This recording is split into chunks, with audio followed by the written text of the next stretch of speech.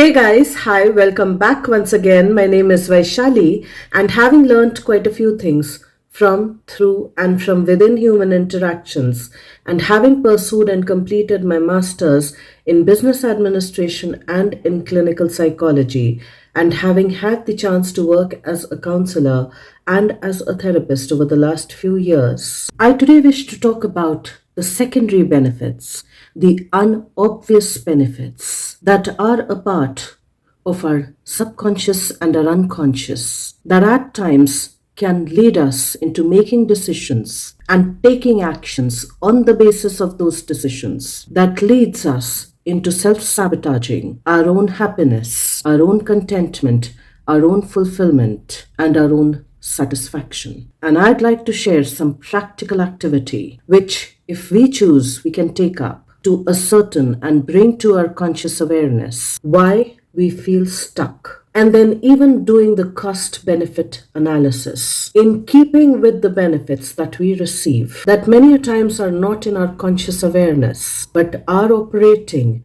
in the subconscious and the unconscious out of the position of feeling stuck, from the place of feeling stuck and stagnant in life as well. And these gains and these benefits that we receive, that are mostly out of our conscious awareness, are called as secondary benefits.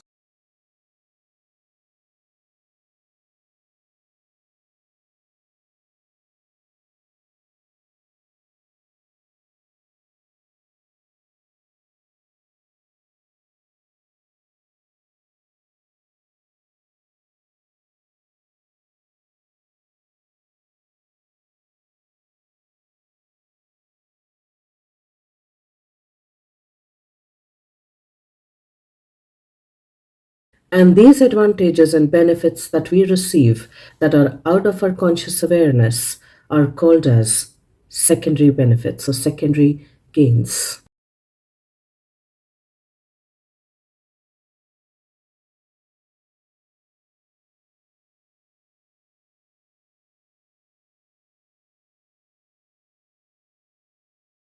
So, like I mentioned, that I've had the opportunity and the privilege to work as a counselor and as a therapist with few organizations, wherein one of them is a rehabilitation and de addiction center. One of the earliest exercises that they need to do, which I hand over to them, is about understanding the profit loss analysis, the cost benefit analysis of their own addictive substances or addictive behaviors. And in a way, the intention behind doing that is to help them understand for their own selves, even when at times some of them are consciously aware that their addiction of substance or of behavior or of both has not served them a lot. And yet, if they've experienced a relapse, no person, in fact, no creature, would willingly hurt themselves, would willingly harm themselves. And yet, if the relapse has happened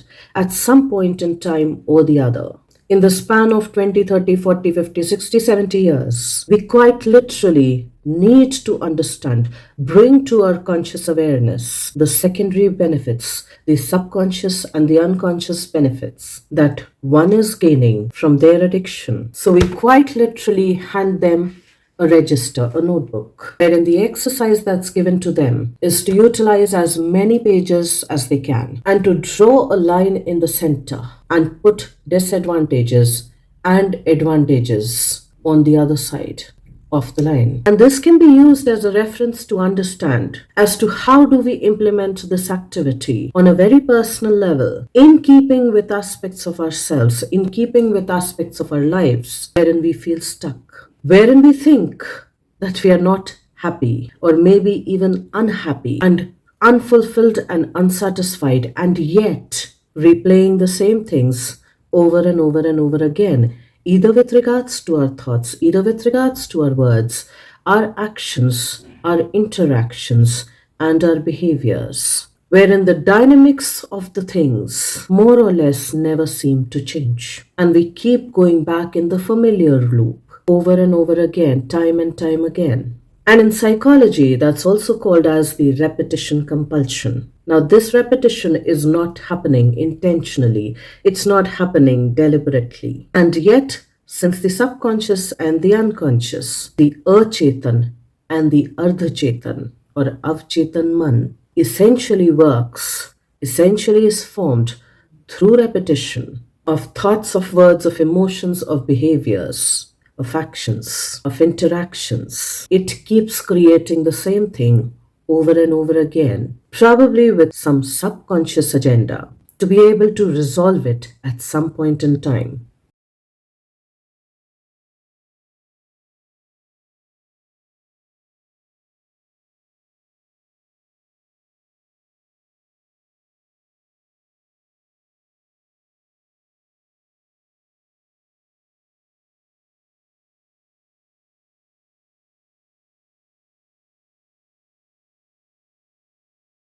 For it feels like that math problem because math had been problematic to me at one point in time. So, like that math problem that we keep going to again and again because it's just not getting solved. So, going back to the exercise of literally writing down the disadvantages and the advantages of the substance, of the behavior, of the poison of our choices, and then just using it as a reference to be able to understand our secondary gains. Let me just begin by reading out a few. So, some of the common ones that a lot of people write, that a lot of people come up with regards to disadvantages, is financial depletion or depletion of finances, and the advantages that it made somebody more resourceful with either regards to getting the finances, sourcing the finances, or sourcing the substance or the behavior of their choice, the poison of their choice, which made them resourceful. Jugadu. The next disadvantage is over dependency, not just dependency, but over dependency, wherein it quite literally becomes a thing or a behavior which you can't live without, a habit that you can't give up.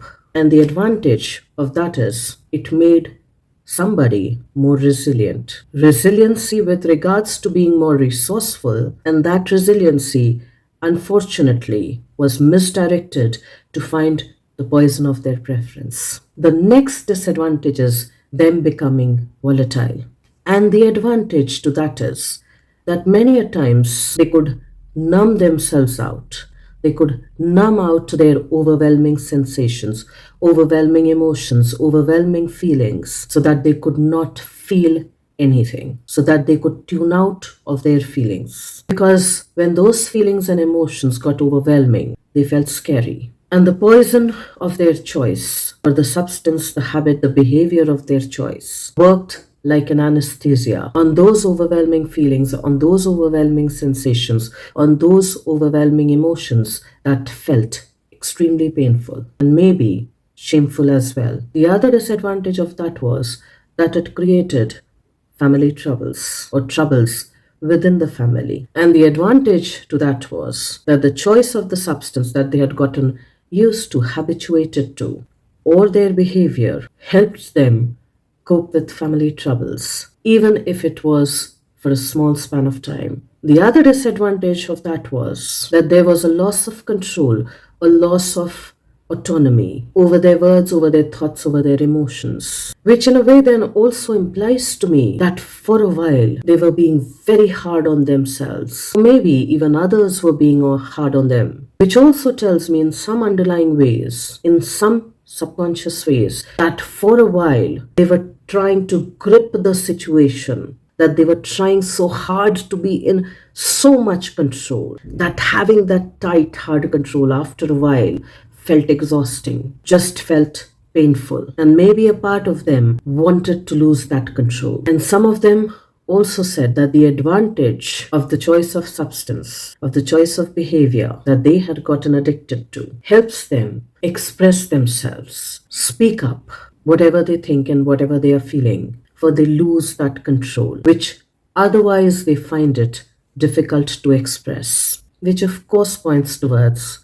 communication problems. And not just communication problems, but even emotional and relational problems. And in a way, it then also tells us they've had such a hard control over themselves. They've kept everything so tightly bottled up that they need an external thing to give voice to their thoughts and feelings, to their expressions. And of course, it only works for a little bit, till unfortunately it needs to be done all over again. Which quite literally tells us that we're bad with communication, we're bad with intentionality, we're bad with aligning our thoughts, feelings, and our actions. We are bad with emotional intelligence and thereby relational intelligence as well. And that's not being said to make us feel ashamed of ourselves, but that's just being said to help us gain some reality check, to be able to work on it, to be able to improve on those aspects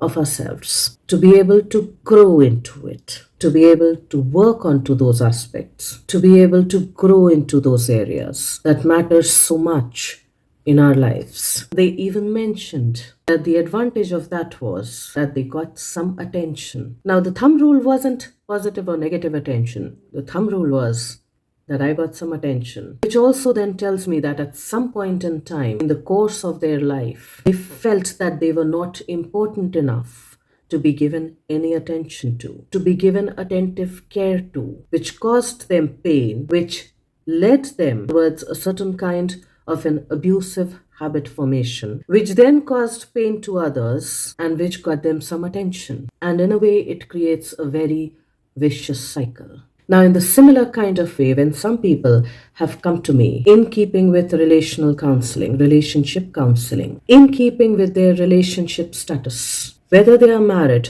or in a relationship but still not married, and are having some kind of relational and thereby emotional issues, or vice versa, I ask them to do a similar exercise. Write down the advantages and the disadvantages, the very obvious ones and the not so obvious ones, in keeping with your relationship status, in keeping with your gains and your losses, to help you clearly understand the reality of your situation, to help you clearly understand in your own words, in your own handwriting, as you do the exercise for yourself, to get a little more clarity with regards to understanding if you're making a hill out of a mole, or you're turning a hill into a mole, wherein the problems or the issues might be this small, but you're turning it into a huge thing. Or maybe it actually is a huge thing, and you're turning it into this small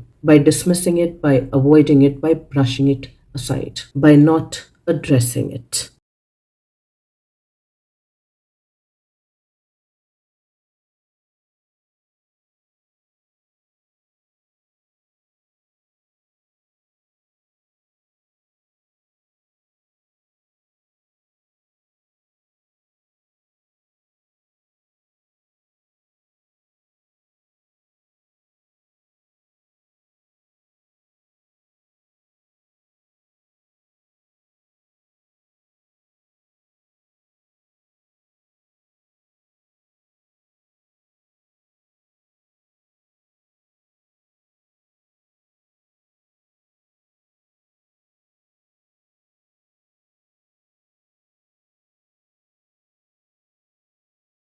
And so, when this exercise was given to a few people who had come to me and who were actually doing some work and who submitted a few responses, the few that I had picked up and taken note of are something like this: I feel stuck is the disadvantage. The advantage is I don't have to be the only one to do the work. Now, of course, that's happening unconsciously and subconsciously.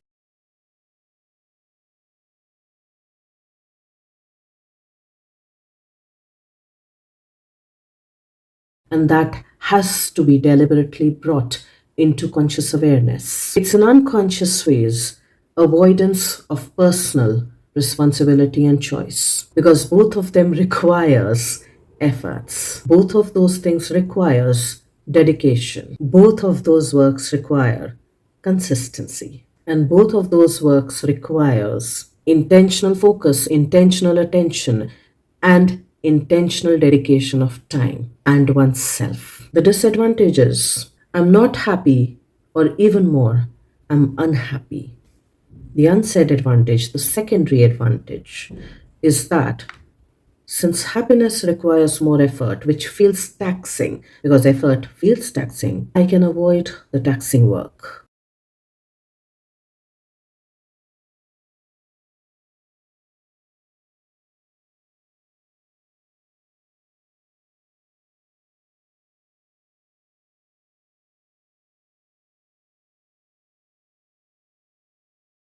And let somebody else be the caretaker of the actual work that needs to be done.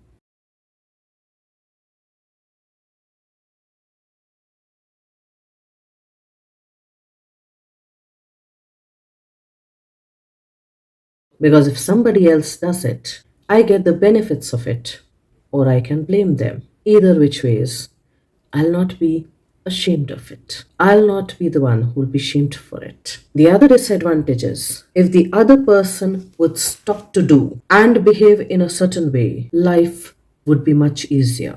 Well, two advantages or secondary advantages to this particular disadvantage is that firstly, I don't have to take the onus of making my relationship work with the other person. So of course the person is the other person, but it's my relationship in which I don't have to work. And secondly, I am not the problem. I am never the problem. In fact, I am the least problematic person as far as I know. So if there's no problem with me, there's nothing to even complain about me. Invariably saying, I'm just perfect. And if I'm perfect, which means that I'm flawless, I really don't need to change anything about me. For everything about me is just too good to be true. And so the question to be asked over here is if everything about me is so perfect, is so faultless, is so flawless, why am I then having some kind of emotional or relational problem? Why would I even want to change some aspects of my relationship or the other person? Because if any of those things changes, my equation with the other person will also change.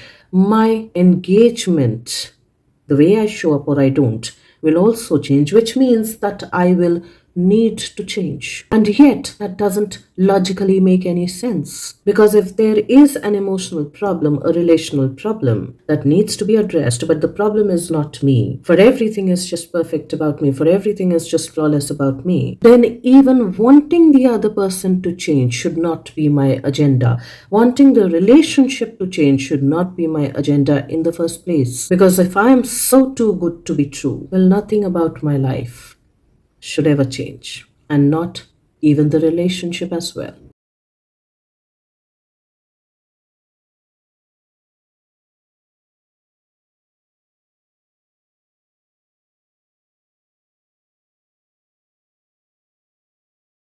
The next disadvantage, which is also called as the martyr complex or the saint complex, the saint identity, the martyr identity, or I being the superior one in the relationship identity, which kind of goes like this. I'm the only one who does most of the work or all of the work in the relationship. Now, this comes both with a sense of pride and a sense of resentment and exhaustion in the same breath, wherein we can actually hear people saying, I'm the only one who does most of the work in this relationship. The secondary advantage, which is in our unconscious, invariably states that I get to blame somebody else most of the times. I get to show how irresponsible the others are and how bloody responsible I am. Because without me, this entire backdrop, this entire family, this entire person, their life would just crumble to pieces. And it is only on my strong back and shoulder that this entire thing rests. If I were to leave, I'm not sure who will take care of them. I'm not even sure if they'll be able to take care of themselves. And in a way, that's both subtly gaining sympathy and praise and appreciation at the same time, in the same breath. Now, that's seeking external validation a little too much. That's over dependency on external validation a little too much. Just like the people who are addicted to substances had also mentioned. Next disadvantage is I'm not free or I miss freedom. Well, the secondary gains or the advantages, when they say such a thing unconsciously, what they're also saying is they miss being irresponsible because in their own head, in their own psyche, in their own thought processes, they have associated being irresponsible as being free. And in my personal opinion, abuse of freedom is the highest form or is one of the biggest forms of being irresponsible. What they actually, in my understanding, miss is being undutiful and unobliged.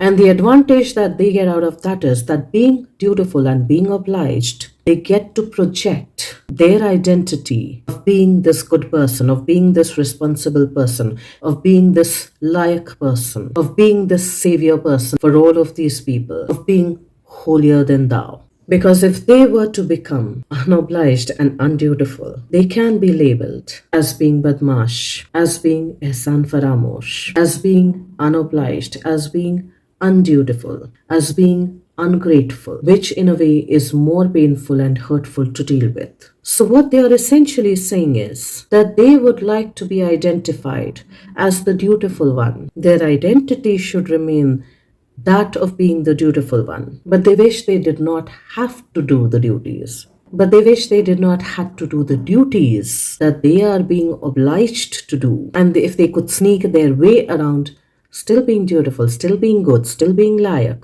still being the virtuous one, without actually having to put that into action. Unfortunately, it's like saying, I want the new aspects within my relationships. I want newness in relationships, even within myself, with the old belief systems and the old identity.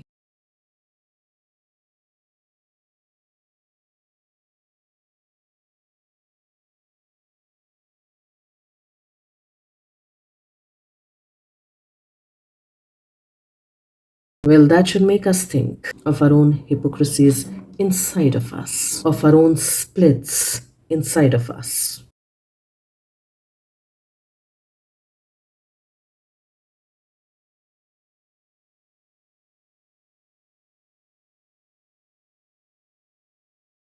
Which is where, when our desires are not wholesome, our results cannot be wholesome as well. Which is where, when our expectations are not wholesome, the manifestation of it cannot be wholesome as well. The other disadvantage is of overfunctioning and being over responsible while also building resentment at the same time. And in a way, the advantage of that is that it provides an identity with us being the over responsible one, with us being the over functioning one, with us being the over caretaking one, with us being the superior one within the context and the dynamics of our relationships, even in those where we feel stuck, even in those where we feel stagnant most times and most days of our lives. But it gives us an identity and others an idea about our identity, which goes something like this: I am the superior one. I am the fixer. I am the reliable one.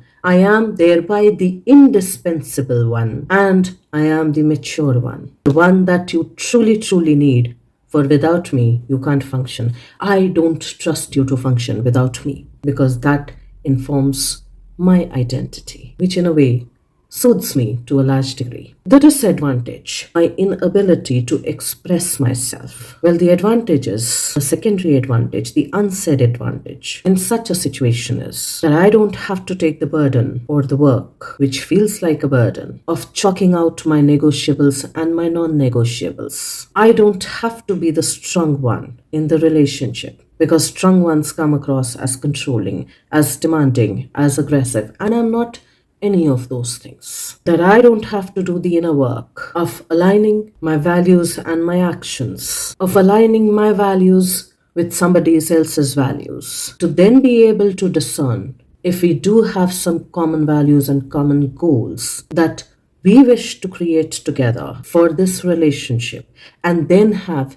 individual goals, based on individual values outside of this relationship as well. The next advantage in this context is that I don't have to do the hard work of setting boundaries, which will need to be reassessed throughout the course of the relationship, time and time and time again, which of course requires intentionality, which of course requires more effort, more work. And since the relationship already seems tiring enough, why should I do this extra thing? I'm already tired to my bones. Why should I take this effort to kind of do it a little differently? Because doing anything differently requires more effort, more work, more focus, more attention. It's a lot more investment to do things differently than to keep repeating the same thing and churning out the same thing again and again and again. The next disadvantage is feeling stuck and stifled. And the secondary advantage, the unsaid advantage,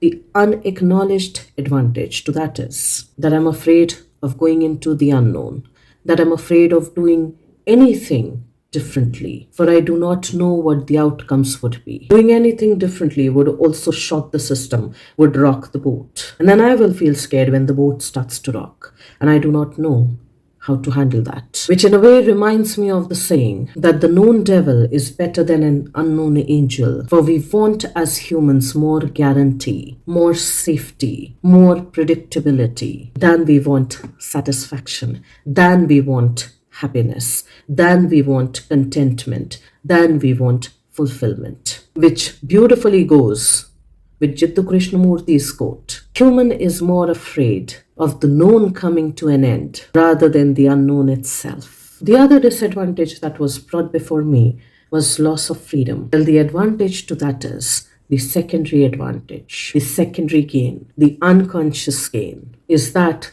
then I don't have to be accountable, that I don't have to take any accountability for the place that I'm stuck in. Because freedom actually entails being accountable for the choices that we make. The advantage is also having the social status retained, for it gives us an idea that if the relationships have not dismantled and if they are kind of still stuck, even when the iron has rusted, at least it's still stuck. And thereby it's not a failure. And if the relationship is not a failure, I am not a failure. Because failure or the identification of one being a failure comes with the aspect of dealing with the feeling of shame, one of the hardest emotions to deal with. And thereby, in keeping with the social status with regards to the image of the relationship, frames the image and the identity of us, which we wish to safeguard, which we want to secure at all costs possible. And from a personal point of view,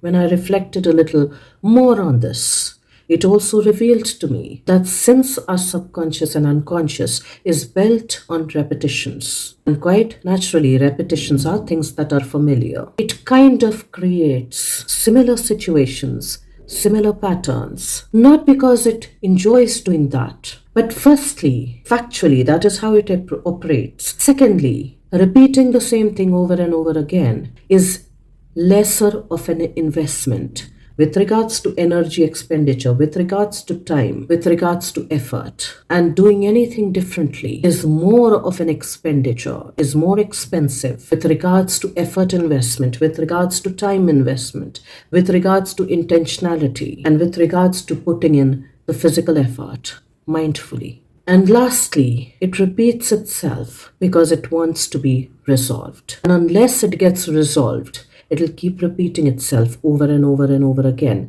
just out of habit and out of the other two parameters as well. And invariably, many a times, it will create situations, it will create the emotional wounds, the psychological wounds, the relational wounds that we had once experienced in our childhood, so as to be able to find some kind of a resolution, some kind of a resurrection within ourselves as adults today. The next advantage is that it creates emotional numbing. For this kind of a situation wherein either we make a hill out of a mole or a mole out of a hill,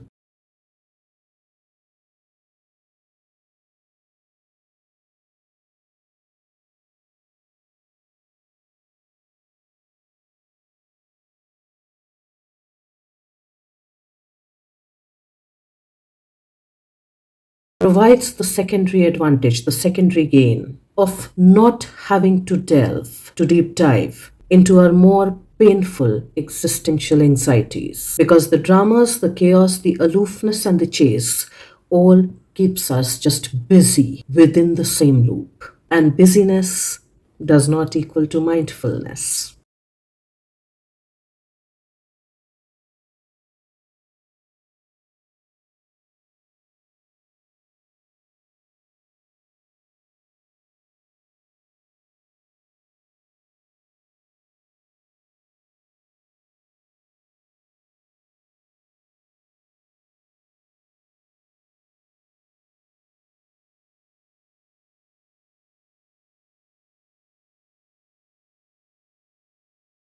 Does not equal to conscious awareness, does not equal to conscious creation and conscious response. It helps us gain the sympathy supply.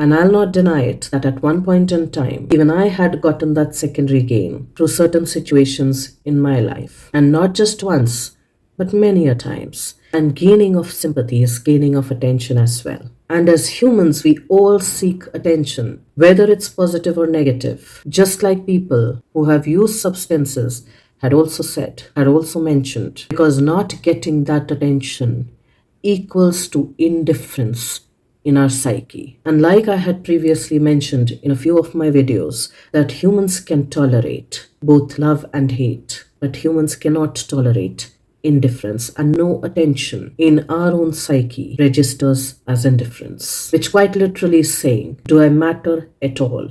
Does my existence matter at all? Am I worthy of being cared for at all? Am I being worthy of being attended to at all? And if not, what's the point of existence, of my existence? So the secondary gain through the relationships, even when we feel stuck, even when we feel stifled, is gaining the sympathy supply, invariably pointing towards attention supply. Next, it also keeps us externally focused rather than having to look within ourselves to do the inner work, which at times can actually be quite painful while it's providing insight as well. The next advantage is that it creates intimacy barriers, and true intimacy in the sense of I give you the permission to see into me. And when seeing into me for myself is so difficult, it would be so challenging, it would be so painful, it would be so difficult for me to allow you to look into me.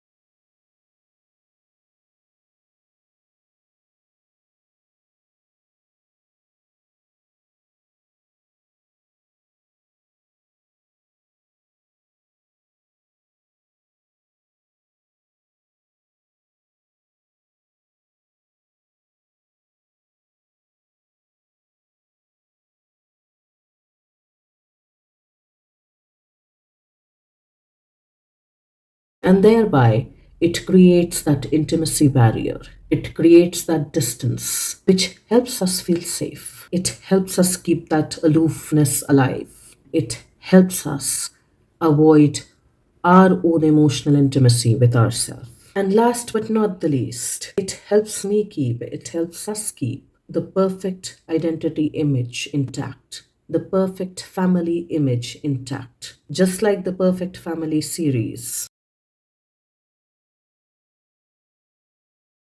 where everybody's relationship was enmeshed and codependent and dysfunctional. But they all also thought that without me, such a family would collapse. That I have to be needed in this family to make this family and people within this family more functional, more operational, wherein the image of one's identity is more important, is more relevant, is more dominant as well, rather than one's emotional and relational equations. And maybe if we can just take out a notebook and actually make two columns of the advantages, the primary and the secondary ones, and the disadvantages in aspects of our lives where we feel stuck, where we feel stagnant, where we feel powerless and hopeless. Let's take out some time and let's do a reality check for ourselves so as to be able to bring into conscious awareness the advantages and the disadvantages of our relationships and our emotional equation within the relationships, so that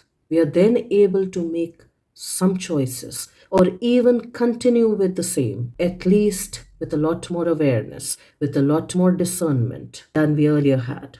Let's actually do the work on ourselves for ourselves. And I will see you once again the next week. Till then, stay tuned in. And guys, if you do like the contextual content of these videos, please do like, share, and subscribe.